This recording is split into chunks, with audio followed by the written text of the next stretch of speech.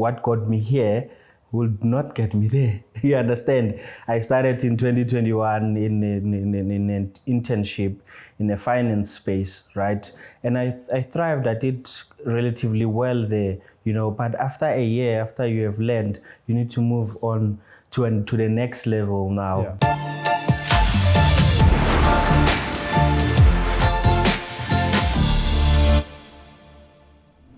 Good day. Today I'm with Thabo Masilela. Welcome to Discover Talent at Vico.net. How are you today? I'm all right, sir. How are you? I'm good. Thank you. Thanks. In the last few episodes, one has been exposed to these jet setters, right, that have been studying all over the world. I see you are no different. Mauritius. But we'll come to that as to how you ended up there. Yeah. A junior liquidity analyst in one of the top financial institutions in the country. What does that mean? I feel like I have to open a dictionary. What does that mean? Can you just explain it for us? Sure. Thanks, Mr. Gachi. So, being an analyst is not an easy job, but it's a very fulfilling one in terms of what you see or the input that you are putting. I'm in a space where I can see how I make impact, in terms of my organization. So I'm a liquidity risk analyst. Mm-hmm. That means that me and my team looks after the liquidity of the organization from a regulatory perspective, wherein liquidity, we're talking about how much, for instance, in banks, how much a bank has liquid assets that can be turned maybe easily into cash, or that can be liquidated in stress period to meet short-term obligations. So my team looks after that. It's a regulatory function, meaning that we need to adhere to regulatory standards, and we need to do regulatory reporting on a daily and a monthly basis. So that's what we look after. Okay. So you need to make sure that the bank has money. Yes. Yeah. And by extension, from the risk part, that informs some of the products, banking products that might be put together. Yes. In ensuring that there's a healthy balance between what it is lending out and what is coming in. 100%, because you need to, we call them high quality liquid assets, right? These are assets that you can easily, turn into cash, things like your bonds and under some sort of securities, So those are important because in a stress period, you can go into the market and say, I'm selling this bond, give me cash, right? And the stress period we're talking about, for instance, during a bank run, right? What do I mean by that? If you're a customer of Bank ABC, and we have 10 million customers, and those customers decide we're going to withdraw our money, right? So from a regulatory perspective, your bank needs to have the money to give those customers their money, because that's essentially, it belongs to them, right? So from a regulatory point of view, the prudential authority is protecting the customers, right? So we as an organization have to be ready for such events if they happen. It's social. It's actually cushioning ourselves from such events. Okay. And in general, when you look at the banking industry, financial sector, is our money safe in South Africa? Yes, yes, in a general sense, right? If you look, South Africa has one of the top banking systems, right? You have all the top 4, top 5 banks have imprints all over Africa, right? In the UK, in the US as well, right? So we were up there in terms of our liquidity. We're well protected, and the regulator, which is the South African Reserve Banks, makes sure, from a regulatory perspective, forcing these banks, to protect the depositors, which is the customers, right? Which is the normal me and you and my money and your money within the bank. So I think in general we are quite safe. Yes. Okay. And for you to follow this path, did you know about this in high school? Definitely not. So talk us through that. How did you end up here? So in terms of going back to high school, right? I studied maths. So in high school, we were not privy to such information that, I knew maths, I could solve problems, but I've never for a second thought I would be working in a banking industry, for instance. I would be, solving problems without pen and paper, but through time and through university, you discover. I'm a person who listened to a lot of radio, so that's where I get most of my information. So there comes a lot of people who are interviewed on radio, and then who have such background as I do, and then you're like, how is this person leading a bank? How is this person leading an insurance company or a tech company? Because ideally, if you are a mathematician, you would be a teacher, you would be an engineer, those traditional careers. Yeah. So through time and information and exposure, I learned that I can land up in a financial industry and especially banking. Yeah. And so you studied or read for a BSc honors? Yes. Maths and finance, right? Yeah. Were you still in South Africa at this time? No. So I actually started here in South Africa, yes, in the University of Pretoria, but then I got a scholarship, right, to go study abroad, to go study in Mauritius, and I chose maths with finance because of what the degree entails, right? Your maths and finance degree is a combination of problem solving in a financial industry, right?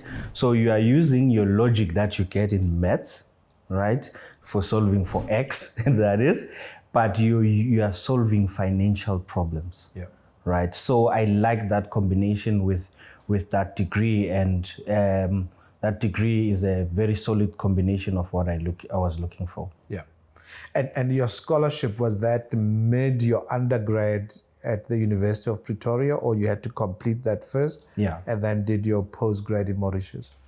Actually, no. So I didn't complete my degree in the University of Pretoria because of funding, actually, which is a very important component, right? Universities are quite pricey. So I didn't have funding to finish my third year, so I had to stay at home, so I couldn't register. Yeah. So, but at that time, where you are staying at home, I'm still hungry. I want to finish my degree. There are no jobs that maybe I can go get a job and then pay for myself.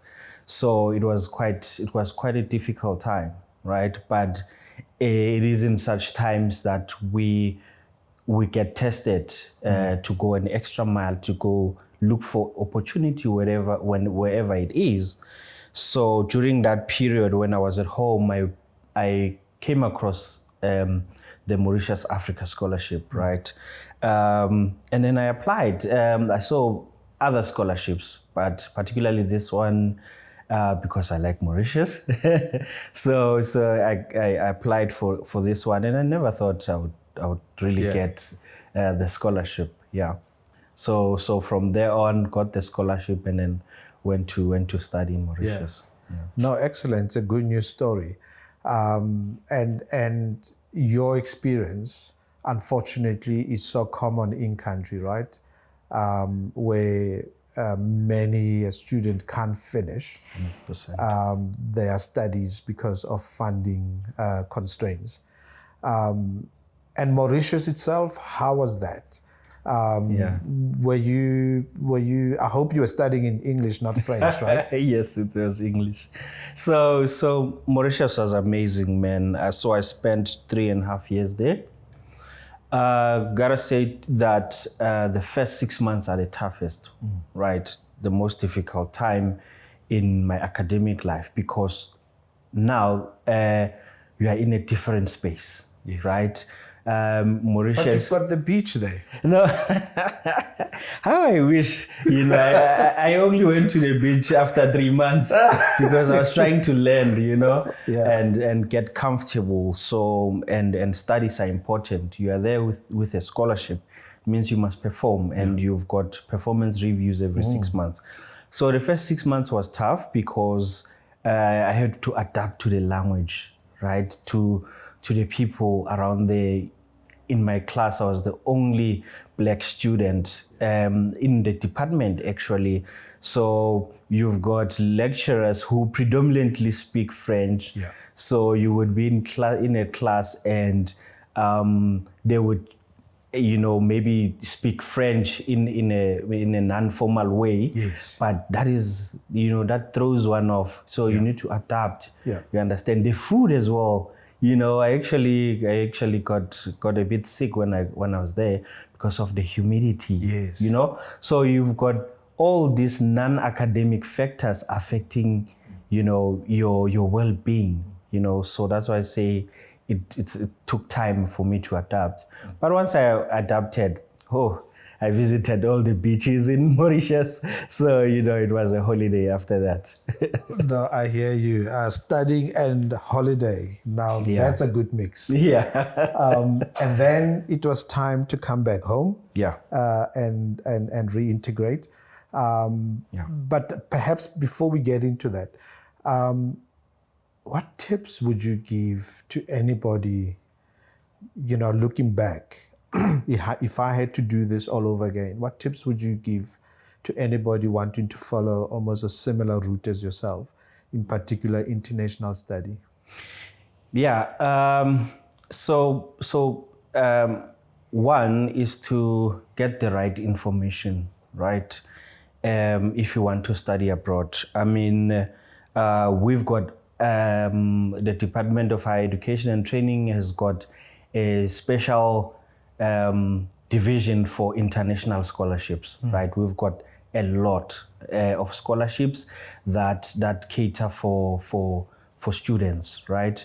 One, get that information, right? And we've got quite a number of ambassadors and people who have been there, who live there, because yes, from an academic perspective, these are international universities. You will have information that you need. But also what I think is very important is you would need someone who has experienced living abroad, and particularly in the country that you are looking to go to. So go look for this information, do your research. But these scholarships are for all of us, right?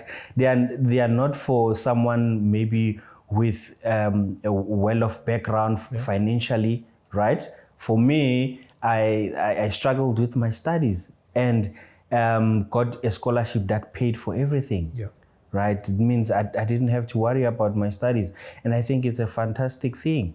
So one, do your research and put yourself out there when you're going through interviews, when it's time for you to depart, all of those things. Prepare yourself. These are for us and nobody else. Okay. So information is there, research. Don't limit yourself only to the country. Get a buddy. Yeah. That's what I'm hearing. Yes. That's important, right? Yeah. And choose Mauritius. Yes, choose Mauritius. Oh, what a lovely country. And then you come back. Yeah. in country, did you get employment immediately, or there was a waiting period of some sort? No, I was one of the fortunate people to actually be employed when I was still in Mauritius, in fact. So I got employment pretty quick, but that doesn't mean I didn't go through the process of trying to find a job, right? Going through interviews, putting your CV out there. I know it's a very taxing process and a situation to be in. So it needs one to be quite patient, right? I was tracking my applications, so I had over 90 applications within 6 months and over 15 interviews, and every interview feels like this is the job. This is the organization, and then when you receive that rejection letter in the morning, it's so sour and so difficult. So I can imagine. But fortunately for me, I got employment quickly before I even came back to South Africa. Yeah. But I'm also taking away that don't give up. Yeah. Keep being positive. Through perseverance, an opportunity will come up. I know it's easier said than done in many respects, but it's equally been proven that it rings true as well. 100%.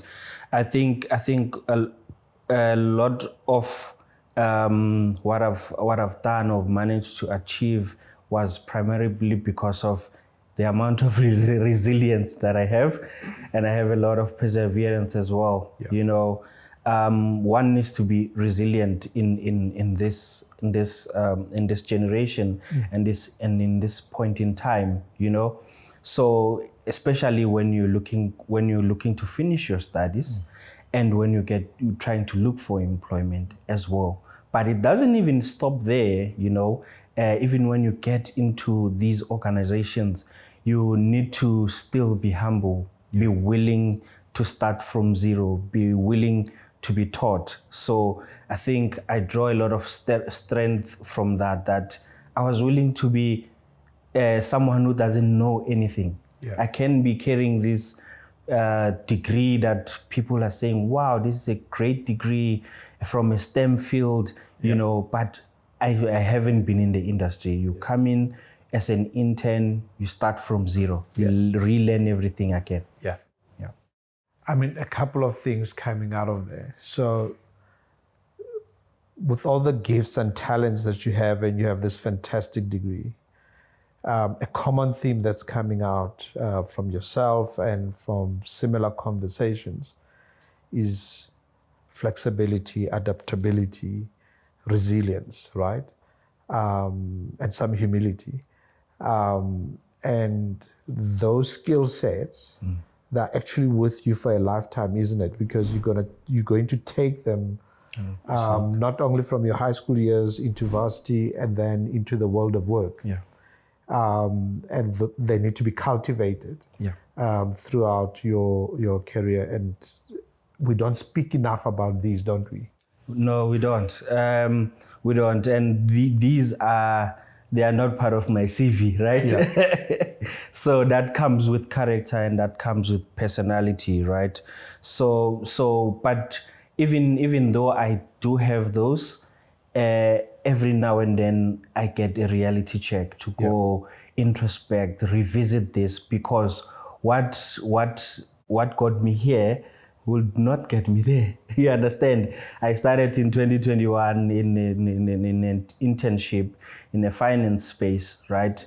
And I thrived. I did relatively well there, but after a year, after you have learned, you need to move on to the next level now. This is when I became an analyst, realized that the job that I was doing for a year, I need to put more effort. I need to go study, for instance, the regulations, the international regulations, you understand?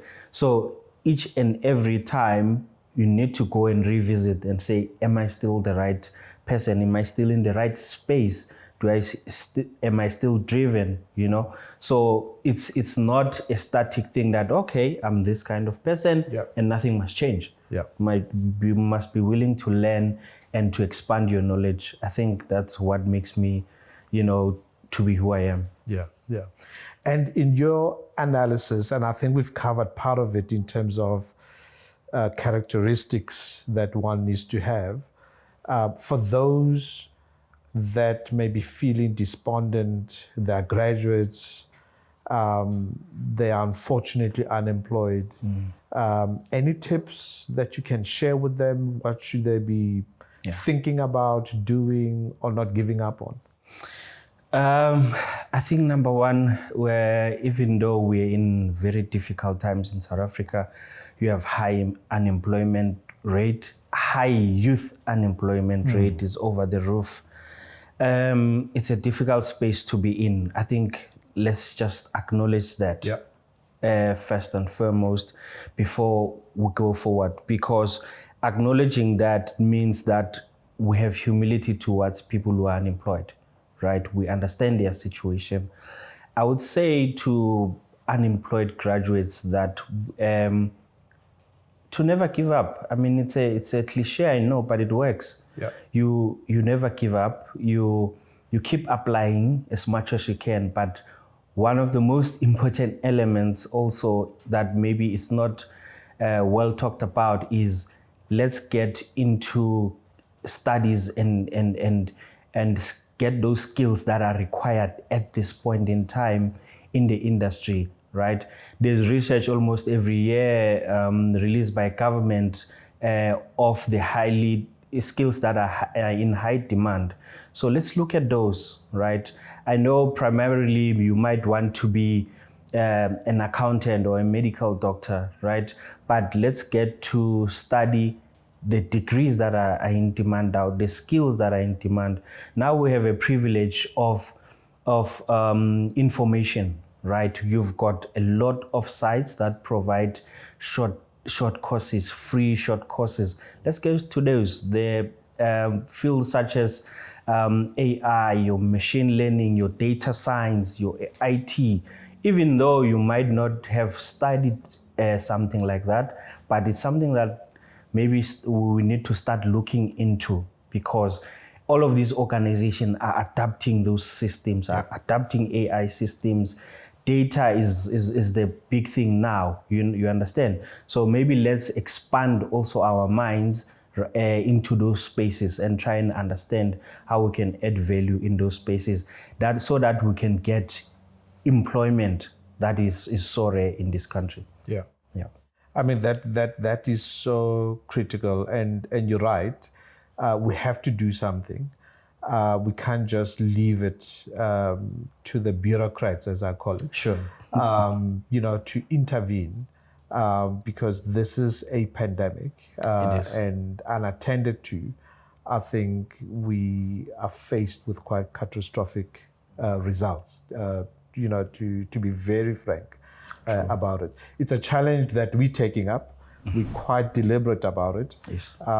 And it's a journey that we're quite willing to deep dive into it moving forward. Yeah. And with your skills, I'm sure we'll be able to access some of those in terms of how we could resolve this challenge that we have. And where to for you now? I mean, Liquidity Analyst, I'm sure that's just the beginning. Yes. Yes. The journey, your career journey. Yeah. What's next? So I'm in a very interesting time in terms of career, right? I'm at a growth trajectory, right? So every year it's about what can I add into my knowledge, right? So from what I have, the qualifications that I have now are only just the beginning. I look to study further, looking to start my FRM certification next year. Yeah. So to move more into risk space, like to stay in a risk space. It's a lovely space. So that's where I'm seeing myself, to expand within the risk environment, especially in a banking sense. So yeah, that's what I'm looking to do, and also start on my masters. I've been putting that aside for quite some time. So I need to start that as soon as possible as well. Yeah. I mean, risk is a lovely path to follow. I'll tell you what, as long as, the risk is about banks taking more risk at the lowest cost to the customer, Yes. Then go for it. Yeah. That's the Yes. modeling that will all sponsor you, to go and do. Sure. Because I think, on a serious note, it's quite important as well that all players in the economy assist to stimulate this economy to get going. So it's a fine balance between your own interest and the greater good. Yeah. In order to have a functioning society. Definitely.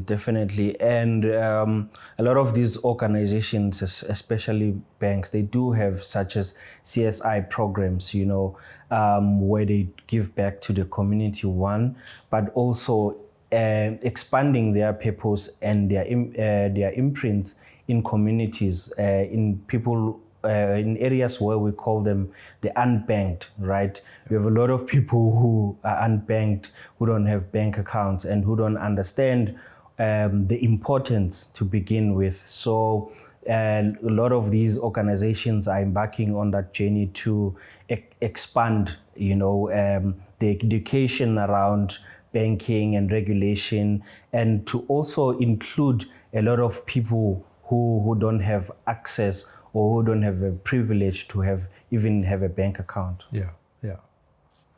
And when you look back, I mean, humble roots from Soshanguve to where you are now, do you have to pinch yourself? What are you most proud of about you and where you're at now? Sure. I'm proud of the way I've come up. It's not easy to get out of the township, primarily because it's not a conducive environment, right? We have a lot going on there. So in terms of crime, in terms of education, you understand, it's very difficult to thrive under under those conditions. So I'm proud of the fact that I can be an example, right? I also do some volunteering at my previous school, Soshanguve South, where time and again I go deliver this information to the students and tell them of what opportunities are there, and in terms of career and in terms of academics. So I'm proud that at least I can be some sort of light to someone and some sort of hope that even though we don't see a lot of people getting out of that space, there are people. And I bring also my friends who have managed to get out of the township and manage to thrive in this industry. I mean, I have friends who are actual analysts, who are software engineers, and are quite senior. So when we come back and try and talk to prospective students, you can see the glow and the appreciation of the knowledge that they didn't know.